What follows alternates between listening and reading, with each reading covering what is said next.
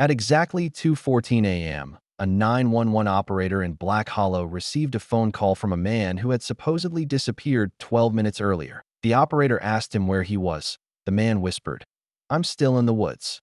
She asked for his name. There was a long silence. Then he said, "My name is Tyler Bennett."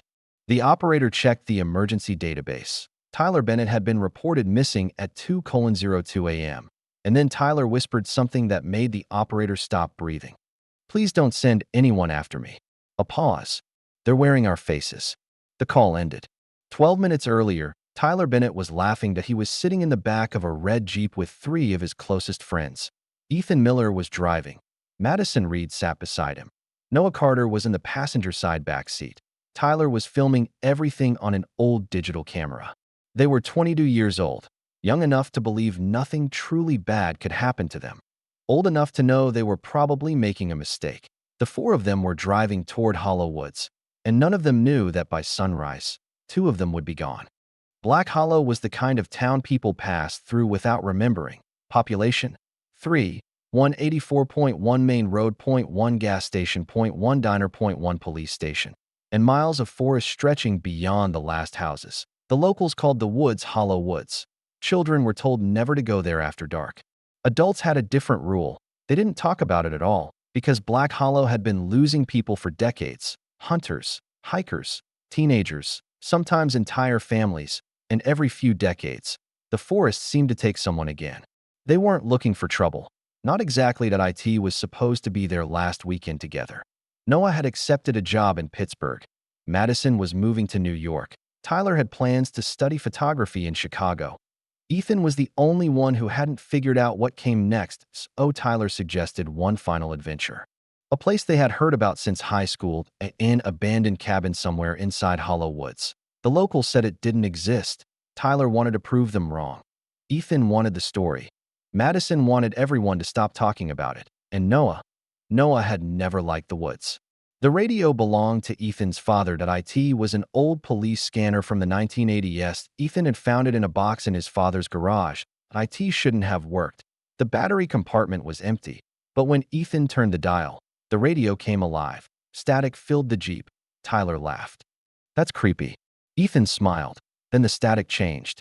For less than a second, they heard a voice. A man's voice. Faint, distant, almost buried beneath the interference. Noah leaned forward. "What did he say?" Ethan turned the volume up. The voice came again. This time, everyone heard it. "Don't go to the cabin." The Jeep became completely silent. They should have turned around. Instead, Ethan parked the Jeep at the trailhead. It was 1:38 a.m. The temperature had dropped below freezing. Their breath appeared as white clouds. Tyler switched on his camera. "Let's make this quick." They stepped into the woods. For the first 10 minutes, everything felt normal. Then the sounds disappeared. No crickets, no birds, no wind. Even their footsteps seemed strangely quiet. Noah stopped walking. "Guys," everyone turned. He was staring at the trees. "What?" Noah swallowed. "I think we're being followed." Tyler laughed. "By what?" Noah didn't answer, because somewhere behind them, a branch snapped. They kept walking. Another 10 minutes passed. Then Tyler found something hanging from a tree. A child's red jacket. Old, dirty, covered in mud. There was a name written inside the collar: Sarah Wilson. Madison stared at it. "Who's Sarah Wilson?" Ethan didn't answer. Noah did. His voice was barely audible. "She disappeared here." Tyler looked at him. "When?" Noah stared at the jacket. 1987. Then the radio inside Ethan's backpack turned on by itself. Static. .1 second. .2 dot. And a child's voice whispered, "It's cold." At 1:59 a.m., they saw the lights. .2 warm yellow windows glowing between the trees. Tyler smiled. There it is. The cabin stood in a clearing, exactly where the old stories said it would be. It looked abandoned, but there was smoke coming from the chimney. Noah immediately shook his head. "We're leaving." Ethan stared at the cabin. "Someone's living there." Madison looked at the windows. "Then why don't we see anyone?" Nobody answered, because a shadow had just moved behind the upstairs curtain, slowly, deliberately, watching them. The front door was unlocked. Ethan pushed it open. The smell hit them first: old wood, dust, and something sweet, something almost rotten. Inside, Everything looked untouched. A table, four chairs, an old fireplace, a grandfather clock, and photographs covering the walls. Tyler lifted his camera, flash, for one frame. He saw four teenagers sitting at the table, flash. They were gone, flash. The room was empty again. Tyler lowered the camera. Guys? No one answered. Because the grandfather clock had started ticking, it had no hands.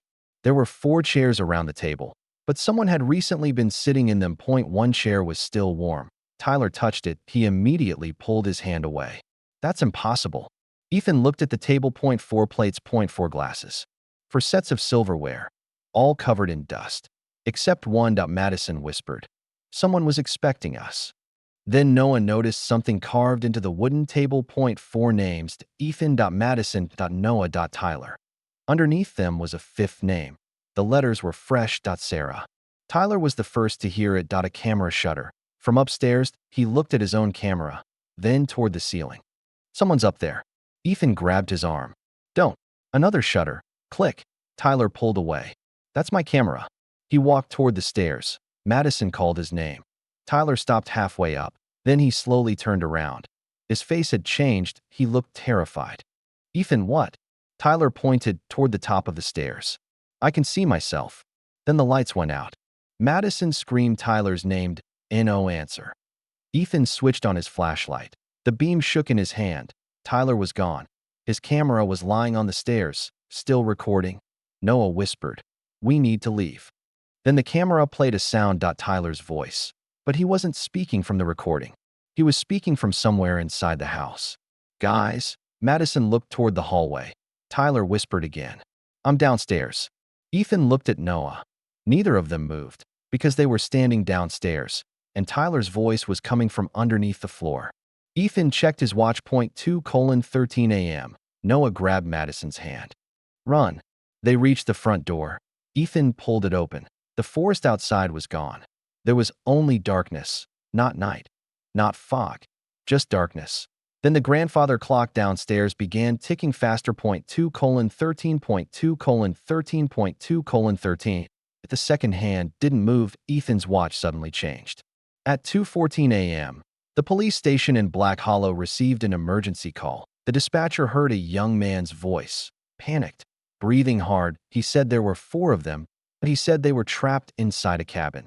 Then the dispatcher heard another voice. A woman's voice, very close to the phone. She whispered, "Don't listen to him." The dispatcher asked who was speaking. Silence. Then the young man screamed. The call disconnected. 3 minutes later, the police arrived at the trailhead. They found Ethan. They found Madison. They found Noah, but Tyler was gone. And there was no cabin. No footprints. No broken branches. Nothing, except Tyler's camera, lying in the middle of the trail, still recording. The final frame showed something the police wouldn't understand until years later. 4 people standing in front of the cabin, and behind them was a fifth person. A little girl in a red jacket. Sarah Wilson. By 3:17 a.m., Black Hollow Sheriff's Department had closed the entire trail. 4 patrol cars blocked the road. Searchlights cut through the trees. 9 units were brought in. For the next 6 hours, deputies searched every inch of Hollow Woods. They found Ethan. They found Madison. They found Noah. But they never found the cabin, and they never found Tyler. The strangest part wasn't that Tyler was missing. It was where his footprints ended. 30 feet from the trail. In a perfect circled S if he had simply disappeared. Tyler's camera was taken to the sheriff's office. Sheriff Daniel Cole watched the footage alone. The first 20 minutes were normal. 4 friends joking. The drive, the forest, the strange radio. Then came the cabin. Sheriff Cole leaned closer to the screen. There was something wrong with the video. The camera showed the cabin, but the audio was different. A woman's voice could be heard whispering beneath the wind. Cole enhanced the audio. 3 words became clear. 4 came in. Then another voice answered. Only 3 leave. Cole stopped the recording. He stared at the screen, because the voice answering the woman was his own. At sunrise, Ethan and Madison were taken to the station. They were exhausted, cold, confused, and terrified. Sheriff Cole questioned them separately. Their stories matched almost perfectly. They described the cabin, the grandfather clock, the 4 chairs, the names carved into the table, and Tyler disappearing upstairs. But there was one detail Ethan couldn't explain that he remembered turning around when someone whispered, "You're late." Then everything went black. Madison remembered the same thing. But Noah remembered something different. He said he heard a child's voice, that a little girl. She whispered, "You promised you'd come back." Ethan looked at him. "I never heard that." Noah slowly shook his head. "You weren't supposed to." Sheriff Cole placed an old photograph on the table. A little girl, red jacket, dark hair, 7 years old. Her name was Sarah Wilson. She disappeared on October 17th, 1987. Exactly 39 years earlier. Cole looked at Noah. "You said you heard a little girl." Noah nodded. "Did you see her?" "No." Cole pushed the photograph closer. "Then how did you know she was a little girl?" Noah stared at the photograph. His face went pale. "I didn't." He pointed at Sarah's face. "She told me." Sheriff Cole opened the old case file. 4 teenagers had disappeared that night. Sarah Wilson, Michael Harper, Daniel Price, and Rebecca Moore. 4 friends. All 17 years old. They had gone into Hollow Woods at approximately 1:40 a.m. 3 were never found. Sarah's red jacket was discovered 2 days later. No bodies. No evidence. No cabin. Cole closed the file. Then Ethan noticed something. A photograph clipped to the final page. 4 teenagers standing outside a wooden cabin. Ethan stared at it. One of the boys looked exactly like Tyler. Not similar. Exactly. Ethan turned the photograph over. There was a date written in black ink. October 17th, 1987. Underneath, it was a sentence. "They came back at 2:14. Ethan looked at Sheriff Cole. "What does that mean?" Cole didn't answer. Instead, he opened another drawer. Inside were photographs. Dozens of them. Different years, different people, different faces. But every photograph showed the same thing. 4 people, standing in front of the same cabin. And every photograph was dated October 17th. Sheriff Cole finally spoke. "My grandfather knew about this." Ethan looked at him. "He was sheriff here in 1987. Cole pulled out an old handwritten notebook. "He told me the forest isn't taking people." "What does that mean?" Cole looked directly at Ethan. "It isn't taking them." He turned the notebook around. A sentence had been written across the page. "They are being returned." Madison frowned. "Returned from where?" Cole didn't answer, because someone knocked on the interrogation room door. 3 times. Knock, knock, knock. Everyone froze. The deputy outside opened the door. No one was there. At 10:41 a.m., the sheriff's office received another 911 call. This time, the caller was Noah. Sheriff Cole answered personally. "Noah." Silence. Then Noah whispered, "Where's Tyler?" Cole looked through the glass. Noah was sitting in the interrogation room, still wearing the same clothes, still sitting beside Ethan. Cole's face went white. He put the phone on speaker. The voice continued. "You have to find him before they do." Cole whispered, "Who is this?" The answer came immediately. "Your grandfather." The call ended. They checked every security camera in the station. At 10:41 a.m. No one never left the interrogation room. But something appeared on the hallway camera. For exactly 14 seconds, a little girl in a red jacket walked past the station. She stopped outside the interrogation room. She looked directly into the camera. Then she smiled. Sarah Wilson had been 7 years old when she disappeared. The girl on the footage looked 7. Exactly 7. She slowly raised one hand and pointed toward the forest. That afternoon, Sheriff Cole returned to the evidence room. He wanted to see the photographs again.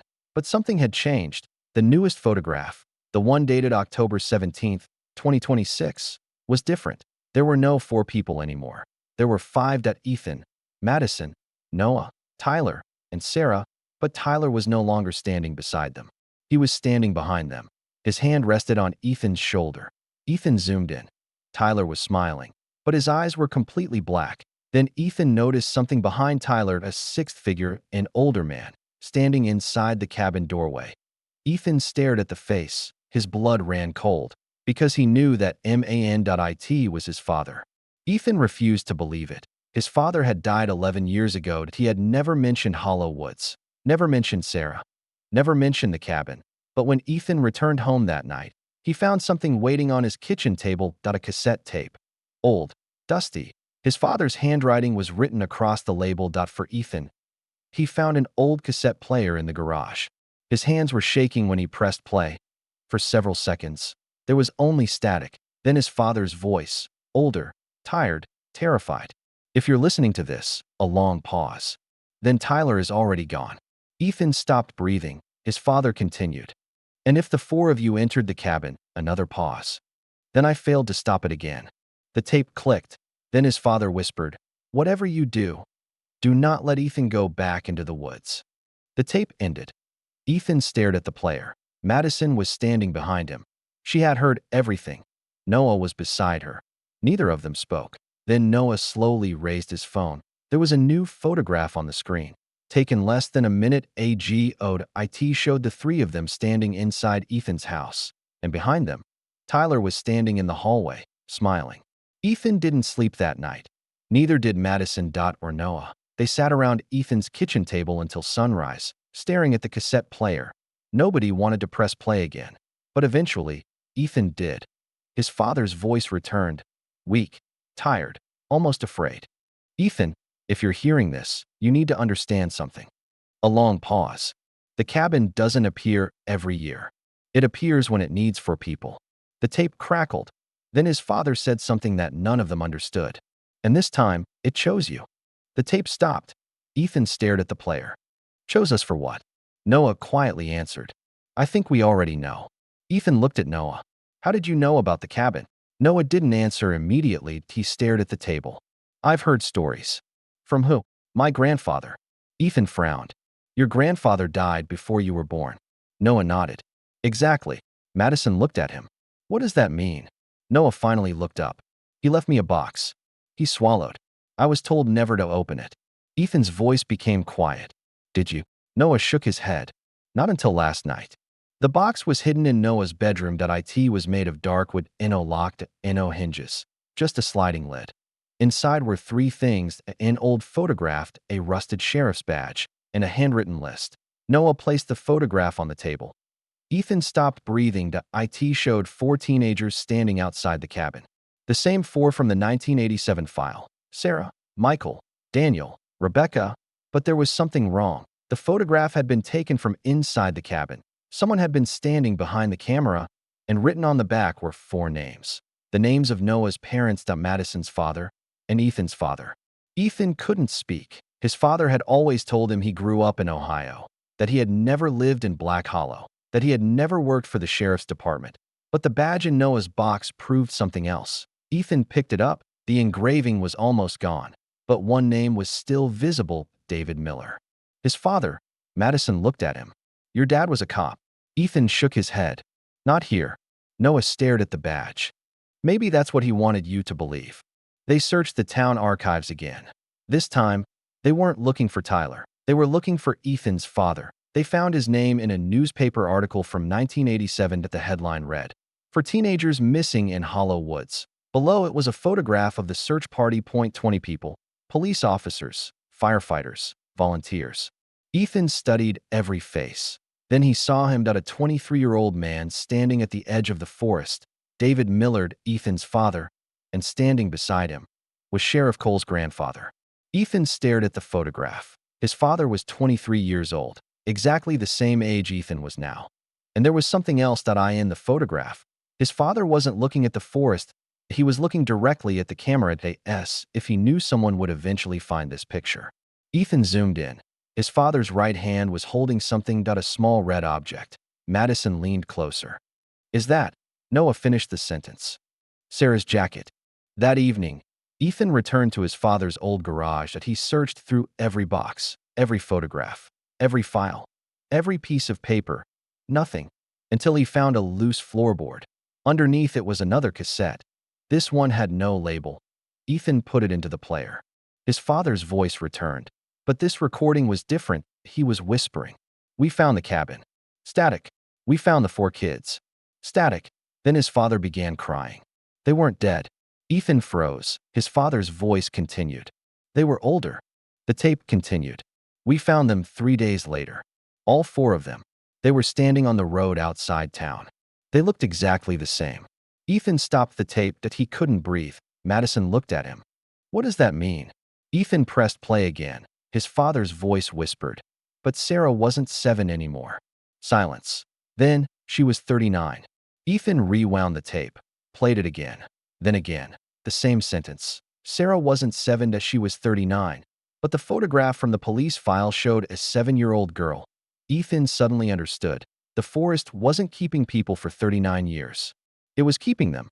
While time continued outside, Madison whispered. Then Tyler. Nobody finished the thought. Noah did. He could still be alive. Ethan looked at him. Where? Noah stared toward the dark garage window. Inside. At 11:26 p.m., Ethan's phone rang. Unknown number that he answered. Nothing. Then he heard breathing. Slow. Heavy. Familiar. Tyler. A whisper answered. Ethan. Ethan stood up. Where are you? Silence. Then Tyler said, I'm still inside. Ethan's heart stopped. Inside where? Tyler whispered. The cabin. Ethan grabbed the phone tighter. How do we get you out? Tyler didn't answer. Instead, he said, Don't trust Madison. Ethan slowly looked across the room. Madison was standing there, watching him. Ethan lowered the phone. Madison noticed his expression. What did he say? Ethan didn't answer. She stepped closer. Ethan. Noah suddenly grabbed Ethan's arm. Don't. Madison stopped. What? Noah stared at her. You heard the call. Madison looked confused. What call? Ethan felt his stomach drop. She was standing 10 feet away, but he could still hear Tyler breathing through the phone. And then, Madison smiled.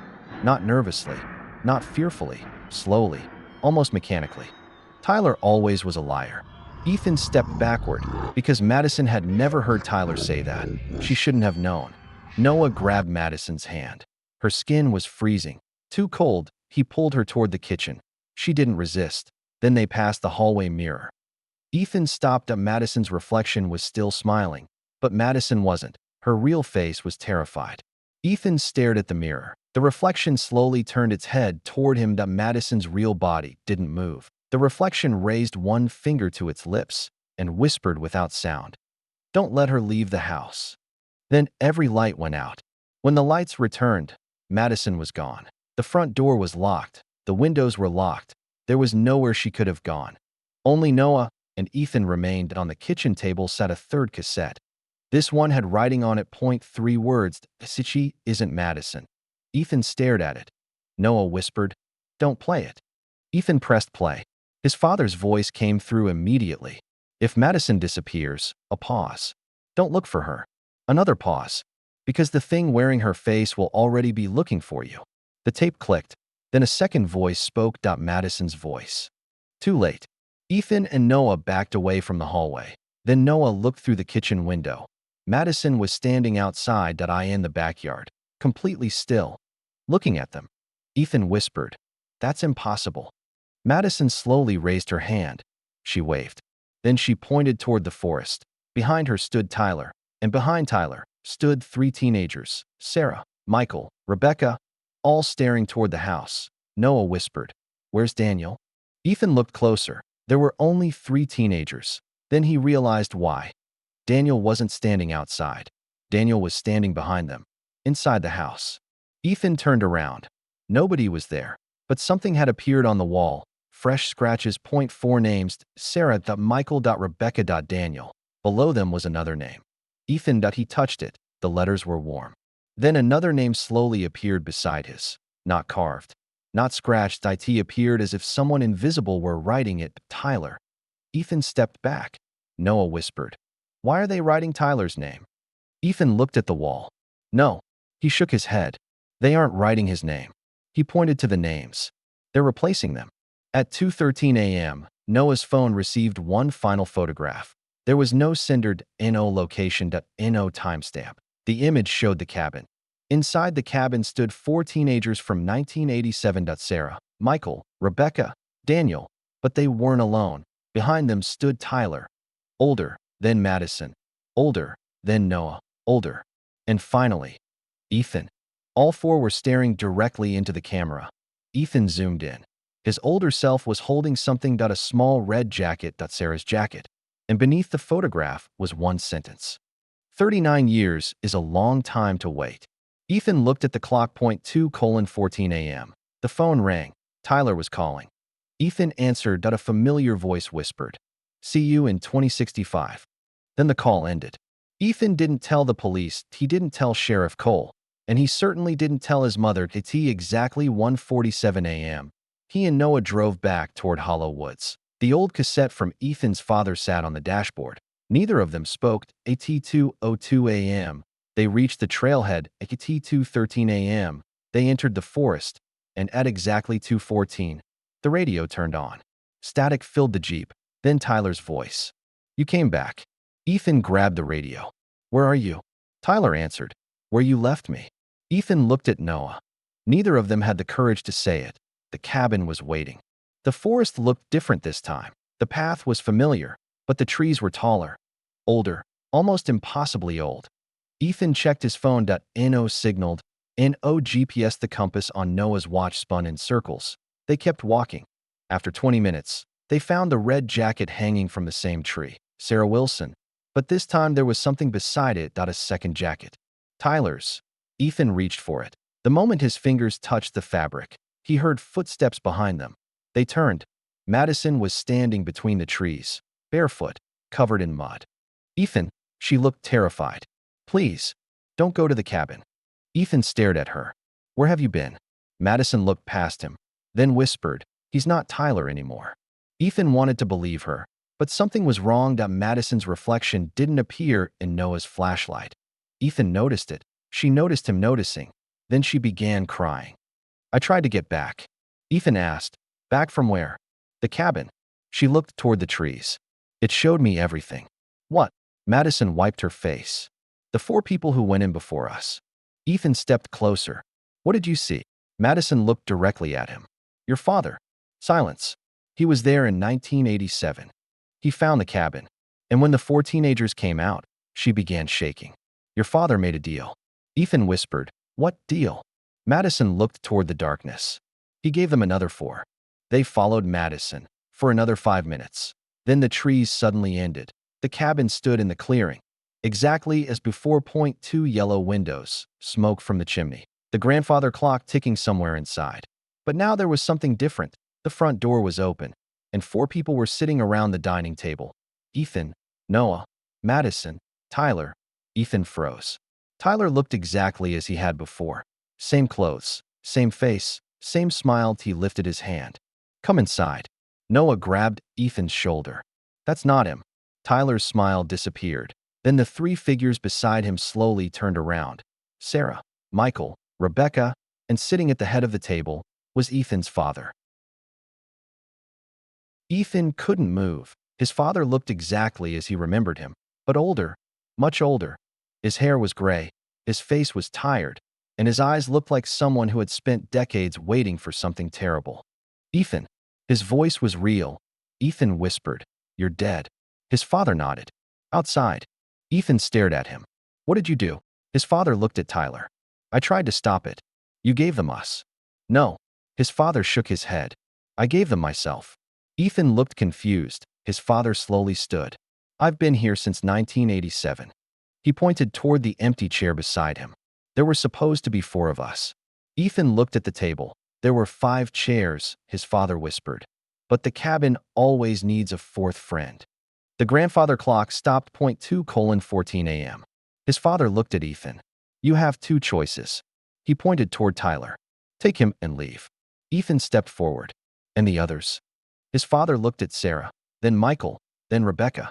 "They stay." Ethan shook his head. "No." His father whispered. "Then someone must take my place." Ethan understood. "No."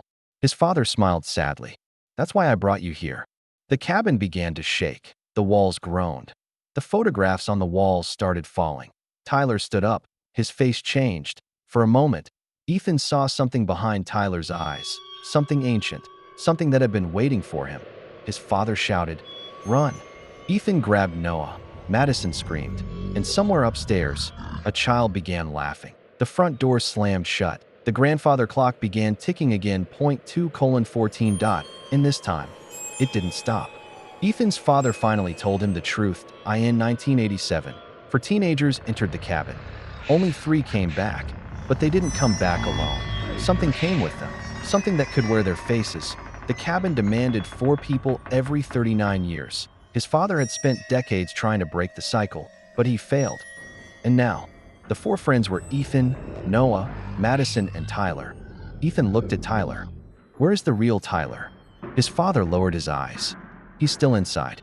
Tyler smiled, then answered in a voice that wasn't his. No, he's been inside for 39 years. A door opened upstairs. Ethan heard someone crying. Help me. It was Tyler, his real voice. Ethan ran upstairs. Inside a small bedroom was Tyler. Exactly as he had looked the night before, terrified, freezing, confused. Ethan grabbed him. It's me. Tyler looked past him. Where's Madison? Ethan froze. Because Madison was standing at the bottom of the stairs, smiling, his father shouted, "Don't let her come upstairs." Madison's smile disappeared. Her eyes became completely black, and the cabin doors slammed shut. Ethan's father appeared at the end of the hallway. You have to leave now. Ethan looked at him. What about you? His father smiled. I've been waiting 39 years for this. He pushed open the cabin door. For the first time, daylight appeared outside. Ethan grabbed Tyler and Noah. They ran, but Ethan stopped. Madison was standing behind them, crying. Real tears. Ethan, she whispered his name. I don't want to stay here. Ethan looked at his father. His father nodded. Take her. Ethan grabbed Madison's hand. They ran toward the light. Behind them, the cabin screamed. Not like wood, not like a building, like something alive. Ethan woke up on the forest floor. Morning, real sunlight, police sirens in the distance. Tyler was beside him. Noah was alive. Madison was alive. For the first time in 2 days, everything seemed normal. Then Ethan looked back. The cabin was gone. Only trees, no footprints, no smoke. Nothing. Tyler looked at Ethan. Where's your dad? Ethan didn't answer, because he already knew he had finally taken his father's place, somewhere deep inside Hollow Woods. The grandfather clock was still ticking .2:14, not waiting for the next 4. 3 months passed. The police never found the cabin. The official story was simple. 4 young people got lost in Hollow Woods. They survived. Tyler remembered nothing. Madison never talked about what happened. Noah moved away, and Ethan tried to forget. Then, one night, his phone rang .2:14 a.m. Unknown number. Ethan stared at the screen. He almost didn't answer. Then he heard his father's voice. Ethan. Ethan froze. I'm sorry. The call ended. A message appeared immediately after .1 photograph. A cabin, and 4 people standing outside it. Ethan zoomed in. The 4 people were standing outside the cabin. A young woman, .2 young men, and an older man. Ethan recognized the older man immediately, his father, but the other 3 weren't Tyler, Noah, or Madison. They were strangers. Ethan turned the photograph over. There was a date. October 17th, 2026. And underneath, the next 4 have arrived. Ethan looked at the clock. .2:15 a.m. Then someone knocked on his front door. 3 times. Ethan didn't open the door. He knew better. He looked through the window. Instead, 4 young people stood outside. 3 men. 1 woman. All strangers. They were looking toward his house. Then the woman slowly raised her hand. She was holding an old red jacket, Sarah's jacket. Ethan stepped backward. His phone rang again. This time, it was Tyler. Ethan answered. Tyler whispered, "You should have stayed in the woods." Ethan closed his eyes. Then came another voice, his father's. The cabin doesn't need 4 anymore. A pause. It only needs 1. The bedroom door slowly opened behind Ethan. Ethan slowly turned around. Nobody was there. Only darkness. Then the grandfather clock began ticking. There was no clock in his bedroom. Tick, tick, tick. Ethan looked at the wall. A photograph was hanging there. .1 he had never seen before. It showed 4 friends standing outside the cabin. Ethan, Tyler, Noah, Madison. But Ethan noticed something impossible. In the photograph, he was the only one looking at the camera. The other 3 were looking at something behind him. Ethan slowly turned. A little girl in a red jacket stood in the corner. Sarah Wilson. She smiled and whispered, "You're the 4th friend now." The screen cuts to black. The next morning, Ethan was gone. His house was locked from the inside. His phone was still on the bed. The police found 1 photograph beside it. 4 strangers stood outside the cabin. But this time, there were 5 people in the picture. Ethan was standing behind them, smiling, and somewhere deep inside Hollow Woods, a grandfather clock struck 2:14 a.m. again.